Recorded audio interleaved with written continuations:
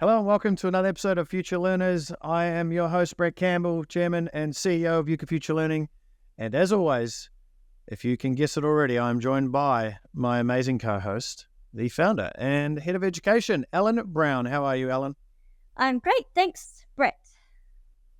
Excellent. When you sent me today's topic, it was an interesting one. It actually took me back a very long way. Because this is a topic I'm really actually interested in talking to you about it, because I've had a number of iterations and difference of perspectives over the years.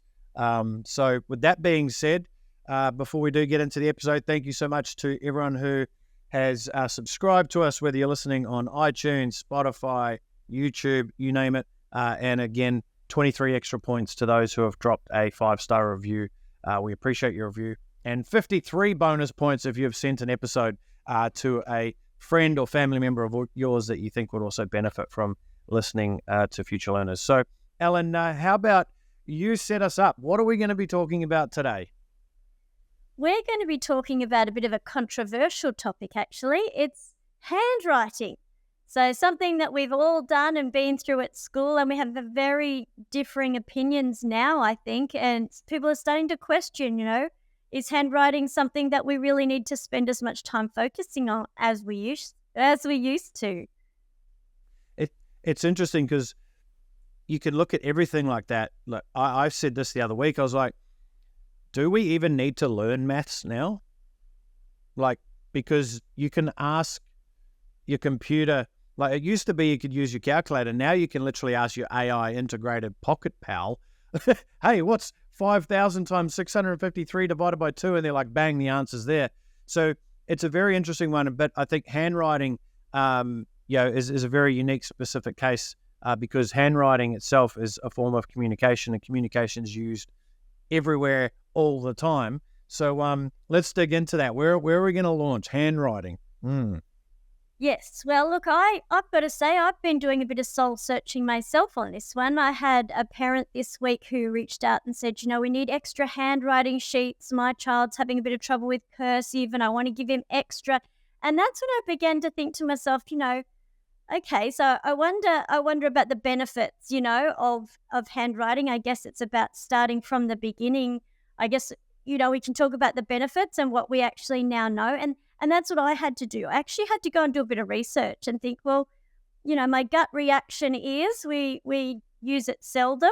So it's really important, I think, when time's going by, that you actually stop and reflect on what you're doing. You don't just do something because you've always done it, and you take that time out to say, okay, but why do we do it? And that's been a really great journey. I've really enjoyed finding out a bit more about handwriting and how that works for us.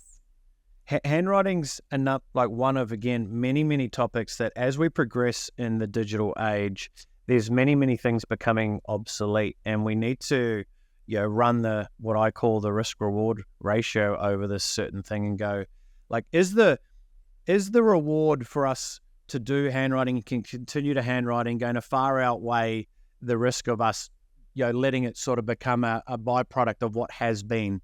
Or does handwriting only ever become something that is like an ancient way of doing something, but when you do handwrite now, there's far more meaning attached to it because it's not used as much, etc. So it's a very, very interesting one. And when you said we're going to be talking about handwriting, it's I'm looking forward to sort of breaking out my thoughts in this episode too, because I think I might have some conflicting thoughts about it, and I'm not sure where I'm really going to land. So let's see how we go.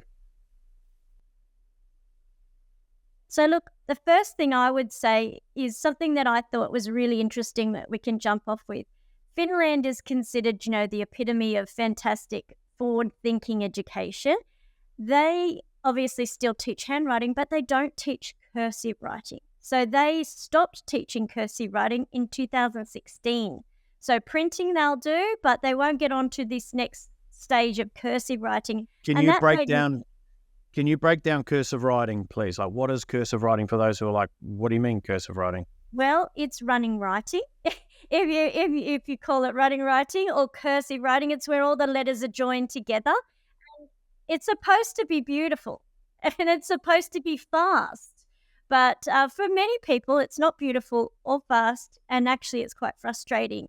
And we start doing this cursive writing around grade 3. Grade 4 is where it really begins, at a time where kids have got that good recognition of letters and words and things. They've passed that part, and then we throw in this cursive writing, and it's a curse for many kids. So uh, that was something I found really interesting about the way Finland attacks handwriting. And here's where the dichotomy arrives, because they're removing cursive writing. So you got to go, I wonder why they're removing cursive writing. But then we look at this, and in a little bit of digging around myself is, and I'll read this because often when you hear studies show this, or there's a study that proves this, now that can be true, but it's also going, well, if that is true, what again is the risk reward of removing cursive writing? So I'll share this for a second and it will make sense. So again, there's actually more studies than I thought that there were as it pertains to the benefit of handwriting, right? Which is when you go down a rabbit hole, you sometimes go down a rabbit hole. And this one was actually published on careforkids.com.au if you wanted to go and check it out. But it says studies have found that students who use a keyboard are less likely to remember notes they are taking than if written by hand. Handwriting notes appear to help students retain information better. Why? The specific pen strokes slow down the process and add visual identification to the information, meaning you're more actively focused. Now that makes sense. Psychologist Stanislas from the Collège de France in Paris explains, when we write, a unique neural circuit is automatically activated. There is a core recognition of the gesture in the written word, a sort of recognition by mental stimulation in the brain. And it seems that your circuit is contributing in unique ways we didn't realize. Learning is made easier. And then this is the point that I want to make around cursive writing. And I don't know if Finland's seen this study yet, but it says from neurologist William Clem, believes that the engagement is compounded. So the learning is compounded when you actually use cursive writing. So cursive writing compared to printing is even more beneficial because the movement tasks are more demanding, the letters are less stereotypical, and the visual recognition requirements create a broader repertoire of letter representation. Now, so you got Finland saying, we're not using cursive anymore. And you've got some studies showing, well, cursive can actually link your brain to better outcomes and da-di-da-di-da. So it's like, where do you go? How do you take that? Yeah, in the studies that I was able to look at and the research that I did, that was the only one I found that talked about cursive in that way. And I would have to believe that it would depend on the child, because if the child is struggling with the act of cursive writing, they're not retaining the information they're writing about. So it's going to have to it would have to come down to the degree of, ability of the child or student in general. But one thing that I really loved from one of those studies was the link between handwriting and learning is similar to the link between learning to play a musical instrument and learning, that you're using the same parts of the brain. And we've always known, and there's been lots of studies about people who play music are often people who also pick up and connect new information together. And handwriting does exactly the same thing for the brain. Interestingly, typing didn't do that. And I thought, wow, that was, to me, like, there's lots of different fors and against for handwriting and cursive writing, but that I thought was it made a lot of sense to me, that if you're using the brain and in that kind of almost like a gymnastics way when you're handwriting, that's a big plus, because it's easy to start going, well, is it only so we can write the note that I need to get some milk at the shop? Why do we handwrite? Yeah. So it's interesting because when I was at school, I remember, and this is sort of a memory that triggered straight away when you said we want to talk about handwriting. At the start of every school year, I'd have a brand new, like a 1B4 clean, polished book, right? Beautiful. And I was like, this year is the year that I'm going to write so clean. I'm going to keep my books nice. My handwriting's going to improve. And I'll tell you what, the first 3 pages look great, and you could just see my brain fading off, and then it becomes scribbles throughout the rest of the year. So what I found was when I was learning cursive, I was so captured on trying to do it properly and make it look beautiful that I wasn't even really paying attention to the thing that I was trying to learn. My connection to it was and this was not, I mean, this was when I was, maybe 6, 7, 8, etc. Right? And then as I got a little bit older, then you go into different styles of cursive writing. But it was, for me, the outcome that we were trying to get from that was not the actual outcome I was receiving, because it was causing me more pain and stress and annoyance, that I'd be like, oh, my handwriting's terrible, I can't do it. Because I had a mate who had the most beautiful cursive writing, and all I wanted to do was try and copy his handwriting. And he was left-handed. I was like, maybe it's because I'm not left-handed.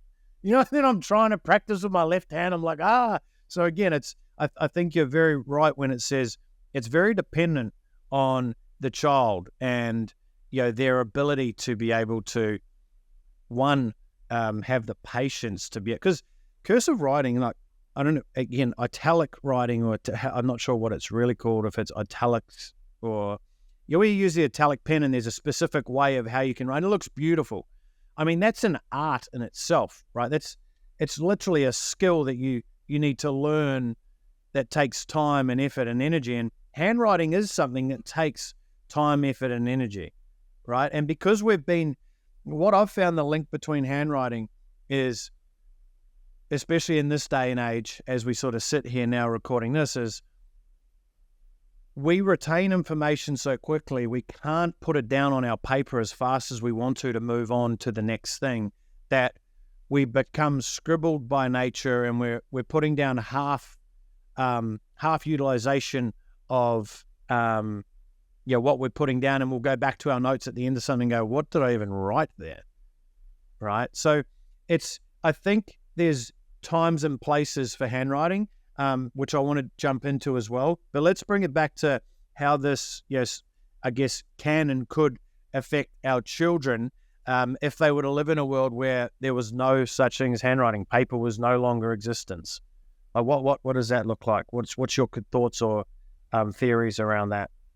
Look, it seems to be there really is a difference between, obviously, handwriting, printing, and writing cursive. And to say we don't need handwriting at all is probably going way too far in one direction, because we can see the benefits. We can see the cognitive benefits in those neural links that we've talked about, just like learning to play music.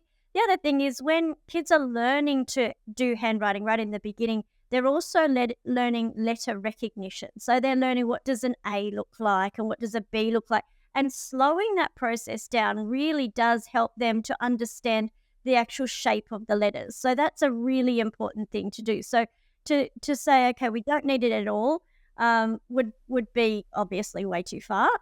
But why? Let me challenge that though. So why would it be way too far? Like what? Well, I think, obviously you're missing out on those opportunities for letter recognition for kids when they're just learning to read, and when they're learning to read, writing it down is a really good way of them being active in that process. If you're just learning to read and to type, it's got that, the studies have proven that you're using a different part of your brain, so you're not as engaged. And even for myself, if I'm writing notes in a lecture, even if I never read those notes, which is quite often the case, but I'll be writing the notes, I'm taking that in a different way than if I'm just typing them. It's almost like you would be keeping your, and maybe it's everybody's different, but what they're saying is, when you're slowing that process down and you're listening to what someone's saying and you're writing it down, that the understanding is more pronounced because of the speed that it takes for your brain to be doing those two different things. So, and we talked about this in a previous episode about learning how you can learn faster and retain more information. I mean, it definitely goes without saying that the more modalities and senses that you utilize, like if you were to write a letter P, you would just visualize the letter P. But if you had to visualize the letter P, write the letter P, and then also say P as you're writing it, and then say P to someone else and teach them that, like the embedding knowledge from utilizing all of those modalities is obviously absolutely powerful, right? And it makes sense. So if we're following that theory though for a minute, and again, I want to try and play devil's advocate here, is, okay, so we teach children how to print, handwrite, so that they can learn letters and so forth faster. But then at what age does it become redundant? Like, kids are all learning on laptops and iPads at school now. Like, where could it, or where does it become redundant? And does it become redundant?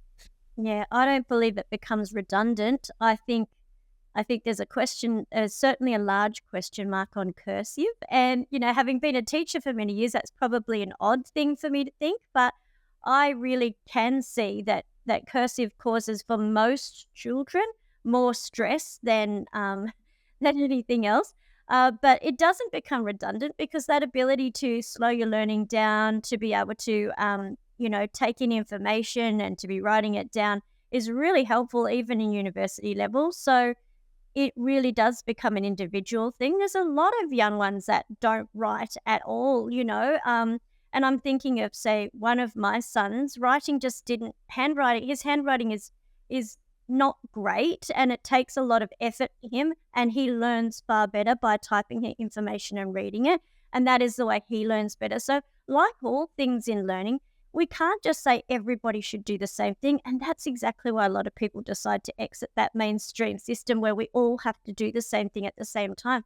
I mean, do you realize I remember kids in grade 4 and grade 5, and they want to get a pen license. I don't know if they had that for you when you were younger, but certainly now, in order to be allowed to move from pencil to pen, you have to be able to handwrite at a particular level, and you get a pen license. And it's really important to the kids.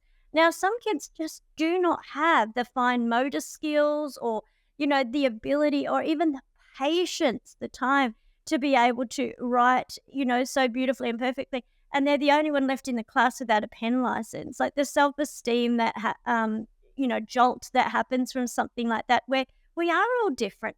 Some people I loved handwriting. Like I loved it but I'm an artistic kind of person. So to me, it was an art form. Whereas, there's certainly plenty.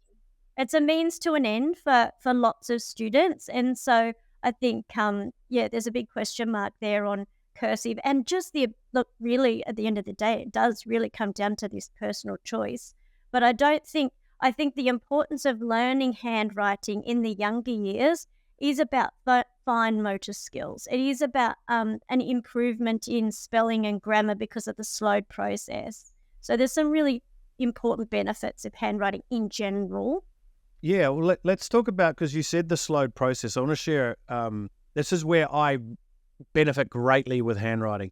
I'll preface it by saying I didn't like handwriting because my brain was too fast for my writing, and I just couldn't keep my hand couldn't keep up. So I'd skip words because I had trouble slowing my brain down to try and think of each word, and then I'd lose my thought, let's say.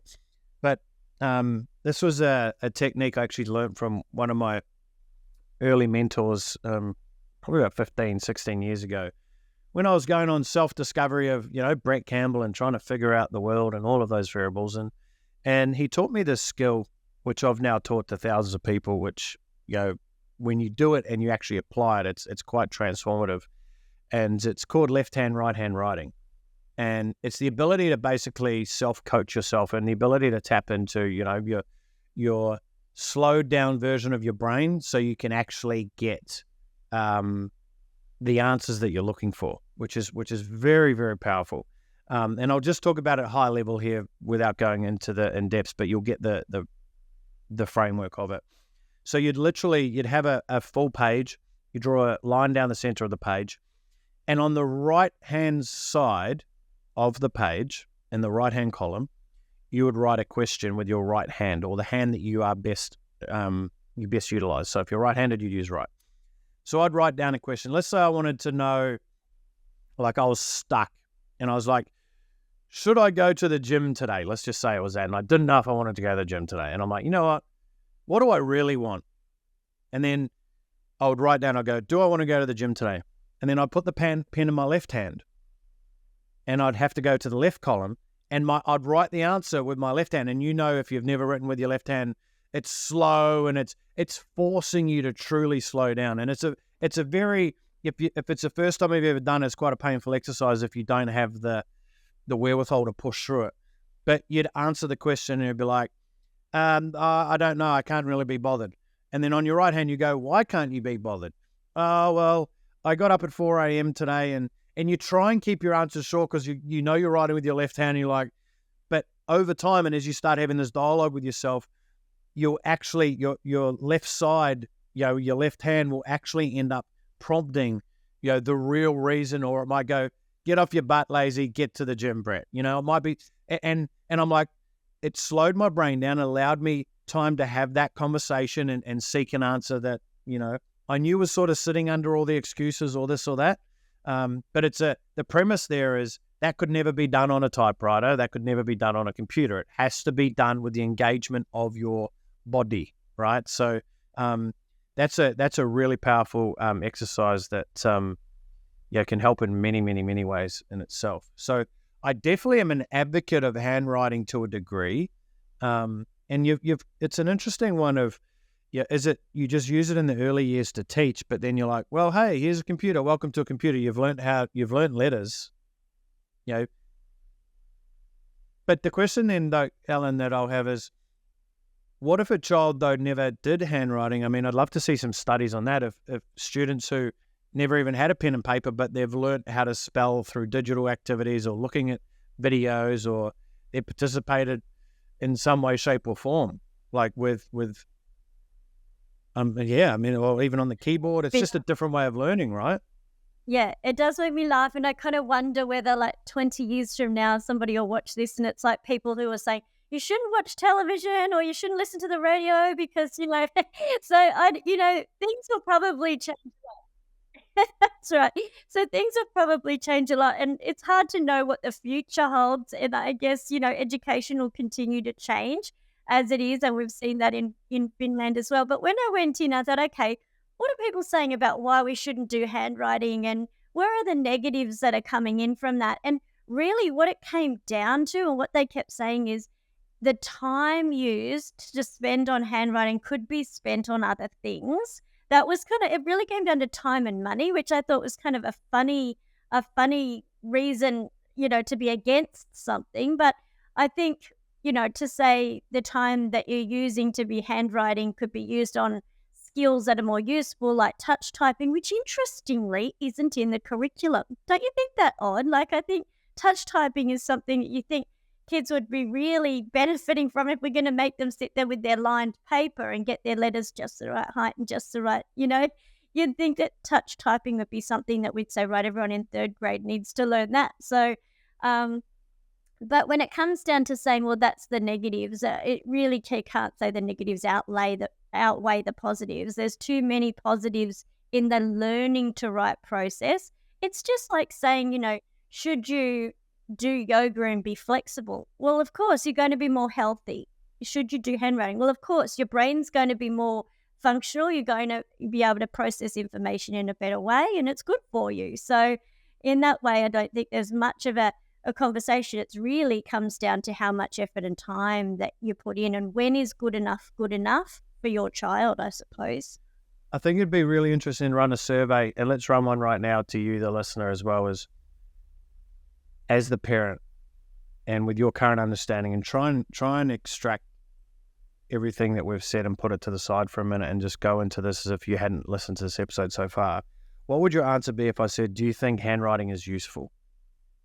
I reckon most people would say no. I'd say no, not really, not in this day and age. So then people are making a decision based off how it fits them right now in their life, because they're like, well, I haven't written in a book in years. But that's not what we're talking about, Ian. I think this is the distinct where I back handwriting and think it's still fundamentally something that every child should partake in, because it was decades ago when I was handwriting, but I don't remember the exact impact that had on me, but I'm assuming it had a lot of impact, because if you look at learning and you study learning and to your point, you study how people understand vocabulary and even communicate, handwriting plays a major part in that. So it's important as a parent, you're not making decisions going, my kid doesn't need to do any handwriting because I don't, or I haven't done it. They're not going to use it moving forward. This really isn't about, are they going to use handwriting moving forward? This is about, if there was a way where your child can, and again, I'm open to being wrong here when studies come out in 10 years and it says typing is the fastest way to learn anything. I mean, who knows? But the reality is in 10 years, we're probably not going to have keyboards. It'll literally, everything will be audio generated and you'll be talking to your own personal AI admin that every single person will have. Like literally that is where we're moving towards. And then it's like a scene on a movie. Someone will be on some spaceship and then they'll open this book and the dust will come out and go, what is that? It's called a book. It's like so archaic in many ways, but I just definitely think that there's a home and there's a place.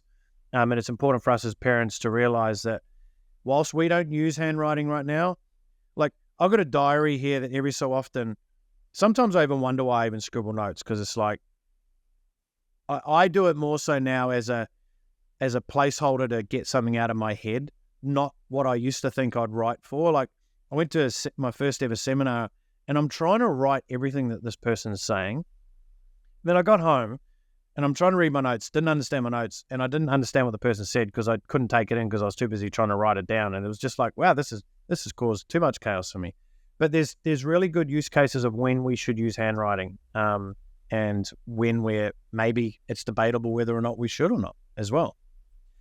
I think I would like to put a parent's hat on, especially a homeschooling parent's hat on here, as far as the process in handwriting and how that looks in a normal day. And the reason I think about that is because I had 3 young ones learning to write at the same time. It was so interesting to see how they approached that. And for 2 of them, it wasn't a pleasure at all. And for one of them, it was a joy, Now, what I decided to do is, because handwriting is an important skill to know, and I'm talking about printing, I decided to make it something that was done when it was later in the day, so it was a calming time. We've had all our wild outside time and going places and doing things, so it's a calming time. I tried to make it as pleasant as possible by having some nice music on. I even gave them a little snack with it while they're doing their handwriting. So it was like, handwriting time, and it really changed the whole feeling about handwriting, just that atmosphere. It was a real game changer. So if you are struggling with kids that are learning to do handwriting, just change the atmosphere, change the focus. Let it be something that is a calming activity rather than this thing that they dread when it comes once a week, in the lessons. That was a real important one for me. And the other thing is, I exposed them to cursive writing. I said, this is how cursive writing works, and have a go at that. So, there was the opportunity to try it, and one of the 3 loved it, went forward with it. The other 2 didn't love it, and they took some time and decided they preferred to do printing, and we did printing from then on. So that's my experience of handwriting in our family. Yes, I'm yet to have the handwriting. I've got the wall drawing. I'm experiencing that at the moment. So Ayla's very good. She's actually pretty good. She doesn't draw too much on the walls. She did a couple of times and she stopped that. But we're at the doing dots, and she'll join the dots, and she loves spelling her name now, so she can spell her name, which is pretty fun. But anyway, in regards to any other areas, and if we look at the there's obviously we've talked about the let's call it the growth, the learning, the education of why it's important. Let's double tap on a couple of other areas that pop up for me, and you can give me your thoughts on the importance of it. Spelling is one, okay? So I don't know about you, but whenever I do like a whiteboard session now with anyone or with the team, and I'm writing on the board, I could almost say that probably 30% of the words that I've got on the board, I've spelt them wrong. And as I'm writing, I'm like, this is wrong. This doesn't feel right.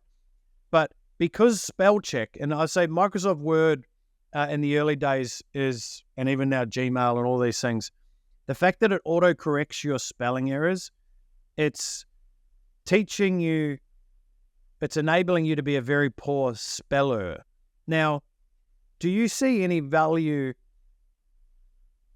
in having the correct spelling for certain words. And I'll frame that by saying I've generally been a pretty bad speller because I didn't really care too much. I was just more about that. I'll just put the word down. I know what it means. Until we started sending like emails, many, many, many years ago. And I'd have all these, in our fitness business back then, I'd send an email out to like 300,000 people, and I shit you not, pardon my language, but I'd literally get probably 600 people reply back with, hey, it's there, not there, it's this, that, like, and they'd give me all their spelling. I'm like, I actually replied back to one of them. I said, hey, look, appreciate that. Feel free to spell check my emails if you want before I send them out. And like, I got people offering to spell check because it was really important to them that the word was spelled correctly, right? When I understand, but we're living in a world where we're not being supported in correcting our spelling or even having the right spelling. What's your stance on spelling and grammar itself? Oh, look, we could have another whole episode on spelling. And when it comes to writing, there is a debate that's put forward to say that, handwriting also helps with spelling, because going through that, I would actually beg to differ, because I loved handwriting, very good at it. Spelling was not something that, like you said, it came down to value. If you've got a teacher in the classroom who makes spelling this thing, and, and there's competitions and games and all that, you're probably more inclined to jump into spelling. We didn't have that. And so I didn't find spelling to be particularly enjoyable. And like you said, spell check, it's a little bit like maps too in the car or on your phone. I can follow maps to go somewhere. And if I didn't have it, I still wouldn't know how to go there, even if I've been there 3 times, because it just, unconsciously just follow along where it's telling me to go, and spelling's a bit the same as that. So I really don't see that I don't see that there's a firm correlation between handwriting and improved spelling. I think you've got to have a value for spelling, and spelling is a separate skill that needs to be worked on. And I know that we do a lot of work on that in Euka, where it's all about fun. We've got kids with water pistols shooting the letters and all kinds of things to help them learn spelling in a way that actually is engaging and something that they see a value in, rather than, just writing it down. So, no, I think there's some people who will say it's a correlation. I wouldn't think so. Yeah, and it's because you've got social media and punctuation, grammar, all of those variables now have sort of been thrown out the door. And I think there's going to be legacy where people who have placed high regard on those things, they're still going to hold true to it. But, I can see a world where the young generation now, it's just not going to be as relevant because they don't place the importance on the grammar and do I use a comma here, or do I use this, do I use that? Like, even for myself, like in all honesty, sometimes I'll read something, I go, well, that doesn't look right. I need to, maybe there's a comma there. No, that's a full stop. That's a sentence. That's this. And it's like, and then the way I reconcile things again is the time, effort, energy put into this going to be worth the end outcome of what I'm trying to do here? And it's almost like a cop-out in some ways, because I'm like, I should be putting my best foot forward when I am trying to write or say something. But in the same token, it's as long as the message, the ultimate message is landed and the person that, is receiving that understands it. So, for example, with Slack, like we use a communications tool internally. And my goodness, Slack does not do autocorrect. So Slack doesn't do what Microsoft Word has been doing for decades for me. So when I write a sentence to the team, and I'll probably send hundreds of messages a day, I honestly do not have the time. Well, I do, but I don't give the time to sitting going back through every sentence. Because if I can't click on that word and find the word and select it, then I'm not going to sit there and try and go, okay, what is the actual spelling of this? Because there might be 2 or 3 words. And because I've typed so fast, and because I've been spelling the word wrong for the last 10 years, but Apple or Microsoft's been fixing it, my brain is now programmed to spell the word like that, that's what really got me with the Slack situation, where I'm like, why is there 3 red underlined words? And I go back and I go retype it and I spell it wrong again. I'm like, slow my type down. I'm like, oh my God, my brain is spelling it wrong by default. But I've had this support mechanism, and let's call it AI, the early advances of AI with the spell check. It's actually forced me now to spell so many words wrong. And now I'm at this dichotomy of, oh my gosh, I'm sending messages to our team and they've got wrong spelling in it. But I preface it by saying, hey, my messages will most likely come through with spelling errors because I don't have the time to sit and spell check everything. As long as it makes sense, then that's okay. And it's almost like we're moving into a world of very different communication. Now, of course, if you're at university and you're studying and you're putting through a paper, then you've got to have all the correct enunciations and references and all of that stuff. But it's an interesting one where we're moving to, because there's use cases for it and there's use cases not for it, which is very, very interesting. It's gonna be even more interesting as AI really starts to come to fruition, and what's coming down the pipeline there, because everything's going to be voice activated. It's going to be an interesting one, Ellen. What do we do? Yes, it certainly will.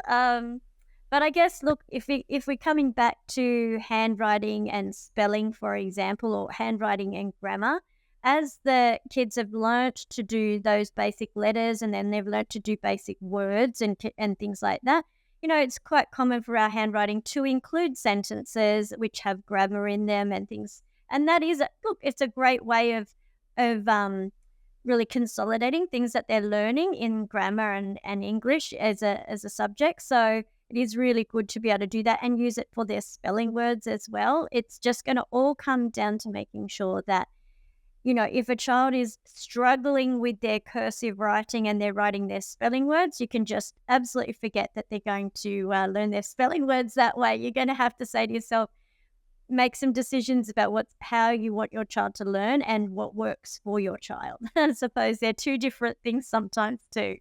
Yeah, absolutely. All right. Any final words, Ellen, as it relates to the topic of, do we still need handwriting?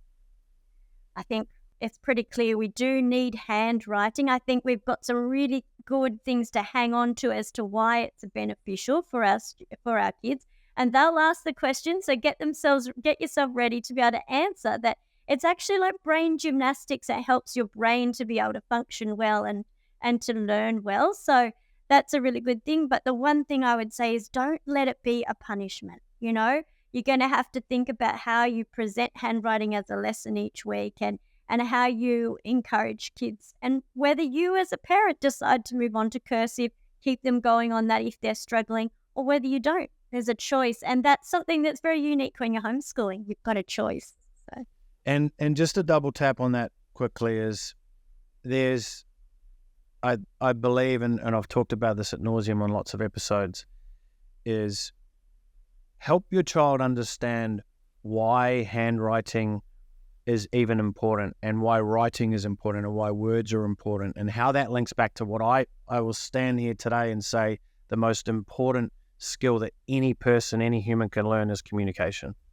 And handwriting is one form of it. So if you can really preface to your child that, look, handwriting is a part of this entire organism that makes up this, which allows this. So when you're able to handwrite more, when you can clearly articulate words and this and that means this, and etc., and you can tie it into a bigger purpose as to why, then it's a lot easier to do something like, you look at that, the reward consequence situation, where it's like, if you can give someone a reason, like there's a reward at the end of something to do something, they're more likely to do it if they believe that the reward's going to outweigh the current, learning or time that they have to put to something. So I'm a big believer in always trying to explain why we're doing something, because again, I was never told why I should read a book, and I refused to read a book because I couldn't concentrate. Now I can't read enough books, and I think reading is one of the most special things that anyone can have. But it was because I had to self-identify and fall upon why reading was important. And it took decades, and I missed out on 25 years of reading because it really wasn't framed to me in such a way that I would be able to personally get benefit from it. So with that being said, let us know what your thoughts are as it relates to handwriting. And make sure that you leave a comment below this video, or you leave us a 5-star review and give us your comment there as well on iTunes or Spotify. But as always, we appreciate you tuning in and listening in. If you got value from this, please send this episode to someone that you believe will also get benefit from it as well. One final question, Ellen. Do we also need algebra? I'll leave that one. That's the time. Yeah, I'm still yet to solve that. I'm still yet to solve that one. We'll leave it there. Thank you so much, and we'll see you on the next episode. Bye.